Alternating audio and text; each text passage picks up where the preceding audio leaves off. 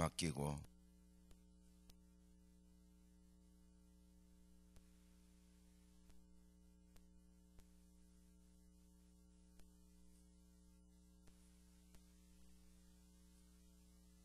간절히 사모하고 주님 앞에 나왔습니다. 주님, 한 분 한 분, 한 사람 한 사람 마음속에 하나님의 약속하신 성령을 기름 부어 주시고, 오늘도 주의 말씀이 우리의 어둡고 혼미한 마음에 주님의 선한 뜻을 깨달아 알고 주를 기쁘시게 하는 복된 하루 되게 도와 주시옵소서. 감사하며 예수님 이름으로 기도드립니다. 아멘. 우리 하나님 말씀, 오늘 사무엘하 4장부터 6장, 오늘 10일 다윗이 점점 강성하여 가니라. 사무엘하 4장부터 6장 내용입니다.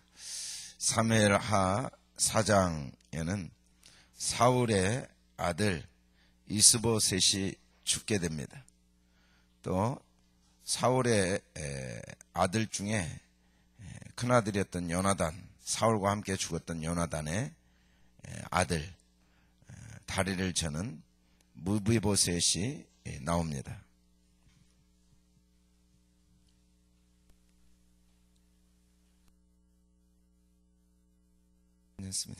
무비보셋이 나옵니다. 그런데 이 사울의 아들 이스보셋이 왜 죽냐면은 굉장히 낙담하고 있으니까, 아브넬이 죽었다는, 어제 군대 장관 아브넬이 죽었다는 이야기를 듣고 낙담하고 있으니까 그 모습을 보고 베롯 사람 림몬의 아들 레갑 그리고 바하나가 이스보셋을 침상에 낮잠을 자고 있을 때 칼로 찔러 죽이고 목을 베어서 다윗에게 가지고 갔죠. 다윗에게 가지고 갈 때는 사울이 다윗을 죽이려고 했기 때문에 이들은 다윗이 사울을 원수로 생각하고, 그리고 이 원수의 아들 이스보셋의 머리를 가지고 가면 자기들을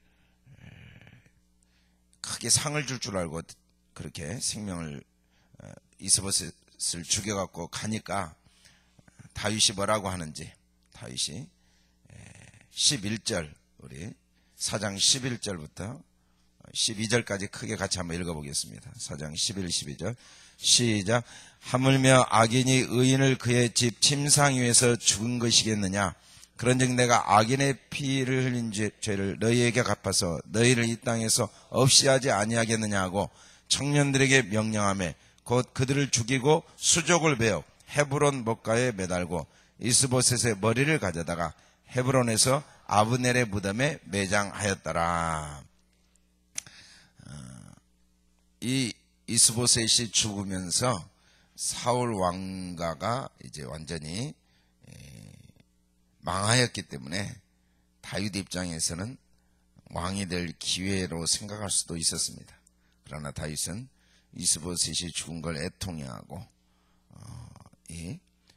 심지어 직접 죽이진 않고 죽었다는 이야기만 전했던 아말렉 사람도 죽였는데, 이 직접 죽인 이들의 그 악한 악인의 피 흘린 너희를 가만히 두겠느냐 하고 그들을 헤브론 목가에 매달아 버렸습니다. 목을. 그래서 다윗이 공의를 행하였죠. 그리고 5장에 보니까 이제 5장 1절을 크게 읽어보겠습니다. 5장 1절 시작. 이스라엘 모든 지파가 헤브론에 이르러 다윗에게 나와 이르되 보소서 우리는 왕의 한 고륙이니이다. 아멘. 공의를 행한 다윗에게 이스라엘의 모든 지파들이 헤브론에 와서 우리의 왕이라고 왕으로 추대를 하게 되죠. 그때가 언젠가, 우리 4절 5절을 크게 읽어보겠습니다. 4절 5절 시작. 다윗이 나이가 30세에 왕에 올라 40년 동안 다스렸으되 헤브론에서 7년 6개월 동안 유다를 다스렸고 예루살렘에서 30년 동안 온 이스라엘을 33년 동안 이스라엘과 유다를 다스렸더라 그랬는데 7년 6개월을 기다린 겁니다. 7년 6개월. 7년 6개월 전부터 얼마든지 왕이 될 수가 있었습니다. 얼마든지 정황을 보거나 또 상황을 보면 스스로 왕이 될 수 있었지만 다윗은 하나님의 때를 7년 6개월 동안 기다렸죠. 다윗이 왕이 될 수 있도록 여러 기회를 만든 사람들을 오히려 죽였습니다. 오히려 죽이고 다윗은 하나님의 때를 기다렸죠. 그 기회를 이용해서 얼마든지 왕이 될 수 있었지만 그 악인의 일에 참여하지 않았습니다. 죄인의 길에 서지 않았죠. 악인의 꾀에 참여하지 않고, 그리고 하나님의 때를 기다렸습니다. 그래서 왕이 된 거죠. 그래서 하나님께서 다윗성 여부수족이, 강대한 여부수족이 지배하고 있던 다윗성도 차지하게 하시고 하나님이 다윗을 친히 도우시는 내용이 나옵니다. 근데 다윗이 어떻게 해서 계속해서 승리하게 되는지 17절 같이 17절부터 우리 마지막 절까지 같이 읽어보겠습니다. 시작. 이스라엘이 다윗에게 기름을 부어 이스라엘 왕으로 삼았다함을 블레셋 사람들이 듣고 블레셋 사람들이 다윗을 찾으러 올라가며 다윗이 듣고 요새로 나가니라. 블레셋 사람들이 이미 이르러 르바임 골짜기에 가득한지라. 다윗이 여호와께 여쭈어 이르되 내가 블레셋 사람에게로 올라가리이까 여호와께서 그들을 내 손에 넘기시겠나이까 하니 여호와께서 다윗에게 말씀하시되 올라가라. 내가 반드시 블레셋 사람을 내 손에 넘기리라 하신지라. 다윗이 바알보라심에 이르러 거기서 그들을 치고 다윗이 말하되 여호와께서 불을 흩음같이 내 앞에서 내 대적을 흩으셨다 하므로 그곳 이름을 바알보라심이라 부르니라. 거기서 블레셋 사람들이 그들의 우상을 버렸으므로 다윗과 그 부하들이 치우니라. 블레셋 사람들이 다시 올라와서 르바임 골짜기에 가득한지라. 다윗이 여호와께 여쭈어되 이르시되 올라가지 말고 그들을 뒤로 돌아서 뽕나무 수풀의 맞은편에 그들을 습격하되 뽕나무 꼭대기에서 걸음 걷는 소리가 들리거든 곧 공격하라. 그때 여호와가 너보다 앞서 나가서 블레셋 군대를 치리라 하신지라. 이에 다윗이 여호와의 명령대로 행하여 블레셋 사람들을 쳐서 게바에서 게셀까지 이르니라. 아멘. 이 다윗이 왕이 된 다음에 블레셋 사람들이 옛날 생각이 나서 이스라엘을 통치하던 옛날 생각이 나가지고 르바임 골짜기, 예루살렘 성 동쪽에 있는 르바임 골짜기로 와서 진을 치고 가득 있을 때 하나님께 기도를 했습니다. 여쭈었습니다. 하나님 어떻게 하면 좋겠습니까? 올라가요.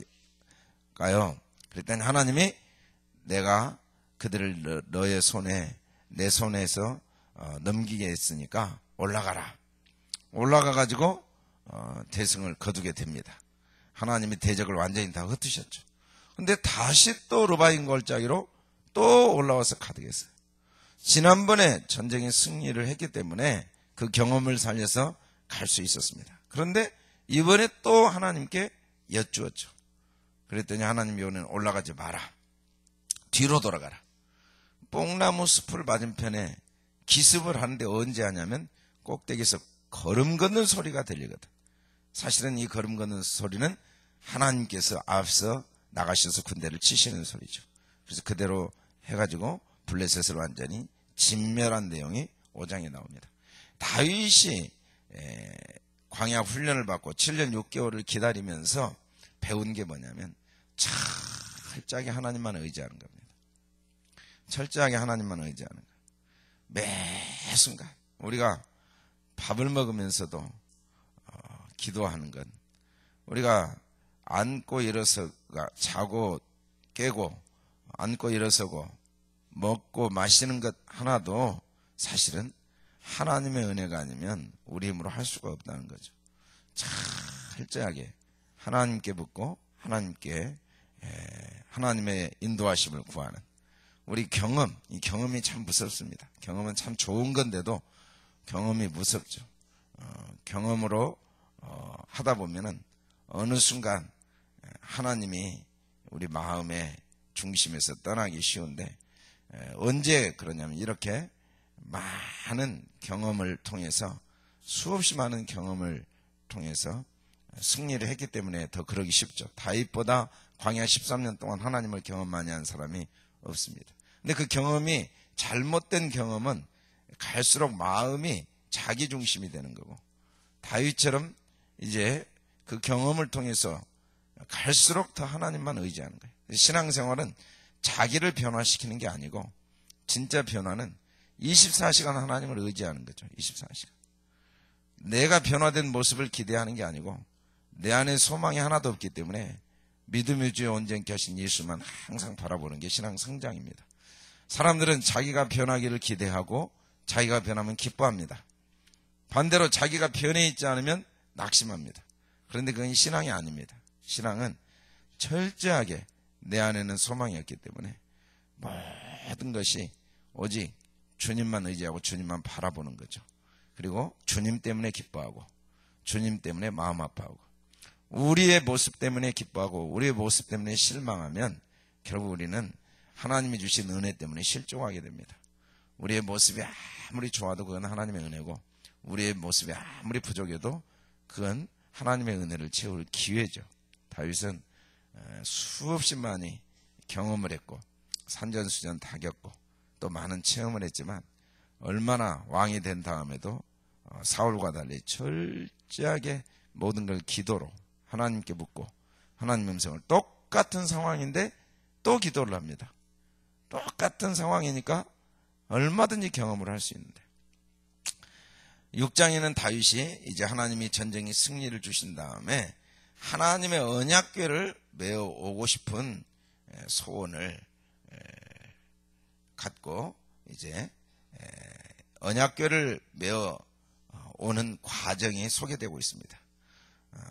언약궤를 하나님의 궤를 수레에 싣고 한 번도 짐을 실지 않는 새 수레에 싣고 산에 있는 아비나답의 집에서 언약궤를 가지고 오는데 그 수레를 몰고 오는 과정에서 갑자기 이제 소가 뛰게 됩니다. 타작마당, 낙원의 타작마당에 이르렀을 때 소가 뛰니까 우사가 깜짝 놀라서 손을 들어 하나님의 언약궤를 붙잡았죠. 근데 언약궤는 우리가 잘 알다시피 고리가 다 있어가지고 반드시 그 고리에 끼어서 어깨에 매고 손을 대면 안 되고 또 언약궤는 반드시 그 덮개, 해달의 덮개로 덮어야 되는데 우사가 손을 대가지고 그 자리에서 죽게 되죠. 그 자리에서 죽게 돼서 다윗이 그것을 보고 여호와를 크게 두려워하고 오베데돔 집에 메어가게 했는데 거기에 하나님이 복을 주신 내용이 나옵니다. 그래서 3개월 동안 그곳에 두고 있다가 그 다음에 이제 어떻게 다시 메고 오는지 우리 12절부터 읽어보겠습니다. 6장 12절 시작. 어떤 사람이 다윗 왕에게 아뢰어 이르되 여호와께서 하나님의 궤로 말미암아 오베데돔의 집과 그의 모든 수요에 복을 주셨다 한지라 다윗이 가서 하나님의 궤를 기쁨으로 메고 오베데돔의 집에서 다윗성으로 올라갈새 여호와의 궤를 맨 사람들이 6걸음을 가매 다윗이 소와 살찐 송아지로 제사를 드리고 다윗이 여호와 앞에서 힘을 다하여 춤을 추는데 그때 다윗이 베옷을 입었더라. 다윗과 온 이스라엘 족속이 즐거이 환호하며 나팔을 불고 여호와의 궤를 메어오니라. 여호와의 궤가 다윗성으로 들어올 때 사울의 딸 미갈이 창으로 내다보다가 다윗 왕이 여호와 앞에서 뛰놀며 춤추는 것을 보고 심중에 그를 업신 여기니라. 여호와의 궤를 메고 들어가서 다윗이 그것을 위하여 친 장막 가운데 그 준비한 자리에 그것을 두매 다윗이 번제와 화목제를 여호와 앞에 드리니라. 다윗이 번제와 화목제 드리기를 마치고 만군의 여호와 이름으로 백성에게 축복하고 모든 백성 곧 이스라엘 무리에게 남녀를 막론하고 떡 한 개와 고기 한 조각과 건포도 떡 한 덩이씩 나누어 주매 모든 백성이 각기 집으로 돌아가니라. 다윗이 자기의 가족에게 축복하러 돌아가매 사울의 딸 미갈이 나와서 다윗을 맞으며 이르되 이스라엘 왕이 오늘 어떻게 영화로우신지 방탕한 자가 염치 없이 자기의 몸을 드러내는 것처럼 오늘의 그의 신복의 계집종의 눈앞에서 몸을 드러내셨도다 하니 다윗이 미갈에게 이르되 이는 여호와 앞에서 한 것이니라. 그가 내 아버지와 그의 온 집을 버리시고 나를 택하사 나를 여호와의 백성 이스라엘의 주권자로 삼으셨으니 내가 여호와 앞에서 뛰놀리라. 내가 이보다 더 낮아져서 스스로 천하게 보일지라도 내가 말한 바 계집종에게는 내가 높임을 받으려 한지라. 그러므로 사울의 딸 미갈이 죽는 날까지 그에게 자식이 없으니라. 아멘. 이 6장에는 언약궤를 옮기다가 우사가 죽은 내용이 나오고 그래서 오베데돔 집에 언약궤를 뒀는데 그 집에 석 달 동안 둔 기간 동안 하나님이 복을 주신 내용이 나오고, 그리고 다시 다윗이 언약궤를 메고 들어오면서 하나님께 춤을 추는 내용이 나옵니다. 하나님께 춤을 추는 내용이 나오고, 그리고 번제와 화목제를 드리고, 그 모습을 보고 춤을 추다가 너무 기뻐. 다윗이 왕인데 백성들 앞에, 사람들 앞에 춤을 추다가 에봇 옷이 흘러 내려간 것을 보고 그걸 비웃은 미갈이 나오죠. 미갈이 그걸 비웃었는데 하나님은 그 비웃은 미갈을 죽는 날까지 자식이 없게 하신 내용이 나옵니다. 그래서 6장에 보면 다윗이 얼마나 그 마음에 사모하는 게 무엇인가? 하나님이었죠. 하나님과 함께하는 것. 인간적으로 보면 다윗이 기뻐할 게 많습니다. 왕이 돼서 기쁩니다. 하나님께서 계속해서 전쟁에 승리케 해주셔서 기쁩니다. 그리고 그걸 기억하고 그걸 기념하고 그것 때문에 춤춰야 됩니다. 그런데 다윗의 기쁨은 하나님이셨죠. 그래서 하나님의 언약궤를, 하나님의 임재를 상징하는 하나님의 궤, 하나님의 궤를 다윗성으로 모시고 오는 일을 그렇게 기뻐했고, 그러나 말씀대로 행하지 아니하여서 우사가 죽어서 너무너무 애통해하고 슬퍼하면서 두려워하죠. 그리고 다시 그걸 통해서 말씀대로 언약궤를 메고 오면서 하나님의 언약궤가 다윗성에 오는 것을 보고 하나님의 임재가 자기와 함께하는 것을 기뻐하면서 모든 사람들 앞에 옷이 내려가는 줄도 모르고 춤을 추는 모습, 그런 다윗을 비웃는 미갈의 모습. 그래서 6장은 우리의 신앙의 중심이 무엇이어야 되는가? 우리의 기쁨이 어디에 있어야 되는가? 나의 도움이 어디서 오고 나의 기쁨이 무엇인가? 우리는 여호와를 즐거워해야 되는데, 여호와를 즐거워한다는 건 구체적으로 하나님의 말씀입니다. 시편 1편 2절에 오직 여호와의 말씀을 즐거워하고 그 율법을 주야로 묵상하는 자, 그런 사람이 정말 철을 따라 열매를 맺고 또 마르지 않냐는 복된 인생을 살 수 있다는 걸 이 다윗을 통해서 보여주고 있습니다. 오늘 우리가 4, 5, 6장 이 말씀을 통해서 우리 자신을 돌아보되, 우리가 순간순간에 이익을 쫓거나 또 자기 계획을 쫓거나 자기 경험과 능력을 쫓는 어리석은 자가 되지 않고 다윗처럼 기다릴 줄 아는, 7년 6개월 동안 기다리지만 그게 가장 빠른 길이고 좋은 길이죠. 하나님의 때를 기다릴 줄 아는, 그리고 전적으로 매 순간 우리가 익숙해질수록 내 경험을 의지하지 않고 하나님께 묻고 기도하는, 무엇보다 우리의 기쁨과 즐거움이 하나님의 말씀을 즐거워하면 오베데돔 집에 하나님의 복을 주신 것처럼 말씀을 가까이 하고 말씀을 마음판에 새기고 말씀을 쫓아가면 하나님께서 복을 주시고, 다윗처럼 우리가 하나님의 말씀을 지키는 일에는 어떤 사람들이 비웃더라도 그것 때문에 조금도 우리가 위축되거나 상처받을 필요가 없죠. 오히려 비웃은 자에게 하나님께서 반드시 그 죄에 대해서 갚으시지만 하나님을 기뻐한 다윗을 하나님도 기뻐하셨던 걸 볼 수가 있습니다. 오늘 이 말씀을 마음에 새기면서 우리 자신을 돌아보고, 우리도 다윗과 같이 철저하게 하나님 중심, 말씀 중심 기도로 또 여호와의 말씀을 매일 즐거워하는, 오늘 하루도 하루에 우리 입에서 하나님의 말씀이, 이 율법책이 내 입에서 떠나지 말게 하며, 그리고 주야로 이 말씀을 읊조리라고 그랬는데 하나님의 말씀을 읊조리는 복된 하루 되기를 주의 이름으로 축원합니다. 걸어가시고 내려오신 아버지 감사합니다. 하나님 아버지, 하나님께서 우리로 24시간 눈동자처럼 우리를 지키시고 우리가 기도하는 것을 기뻐하시고 우리가 구할 때마다 좋은 것으로 만족해 하시는 주님, 진심으로 감사합니다.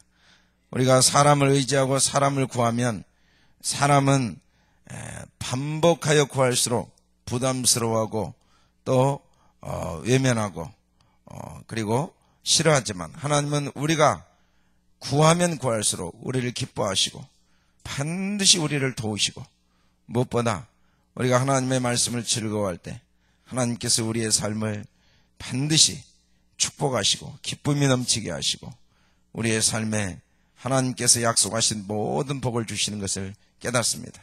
저희가 철저하게 매일매일 여호와의 말씀, 이 율법책이 우리 입에서 떠나지 않게 하시고 이 말씀을 읊조리는 복된 하루가 되게 도와주시옵소서. 말씀을 인하여 즐거워하고 말씀과 함께하는 저희들 되게 도와주시옵소서. 감사하며 예수님 이름으로 기도드립니다. 아멘. 특별히 오늘 우리 HCS